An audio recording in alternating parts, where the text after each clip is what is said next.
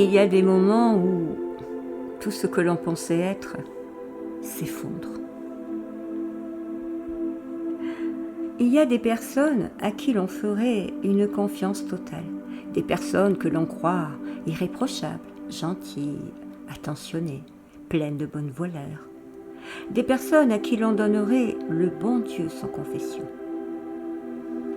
Et puis un jour, le masque tombe, pas doucement, brutalement, parce que derrière cette façade, il y avait une souffrance jamais regardée, une souffrance cachée, parfois ancienne, parfois liée.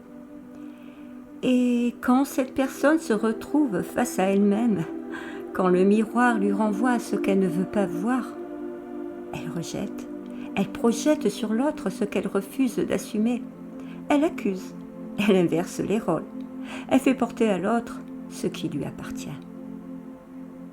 Ce n'est plus de la gentillesse, ce n'est plus de la bonté, c'est de la défense, c'est une fuite. Alors, l'autre devient un problème. L'autre devient la cause. L'autre devient l'ennemi. C'est plus facile que de reconnaître sa propre responsabilité, plus facile que de regarder sa blessure, plus facile que de dire « Je souffre, aide-moi ». Quand le masque tombe, il n'y a plus de jeu possible. Il n'y a plus de faux sentiments. Il reste la vérité nue, et cette vérité dérange. Il faut savoir une chose, comprendre la souffrance de quelqu'un ne signifie pas tout accepter. Voir clair ne veut pas dire se sacrifier, parce que la projection détruit, parce que porter ce qui n'est pas à soi abîme.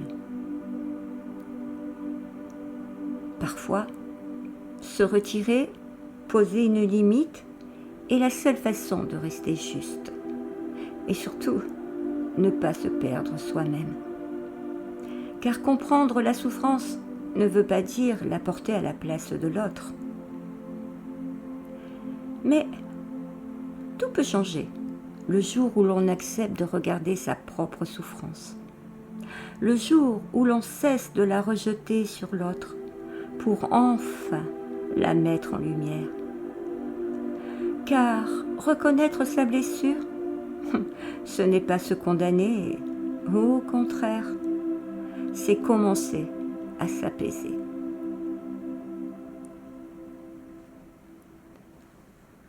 À très bientôt, toujours dans la douceur du cœur.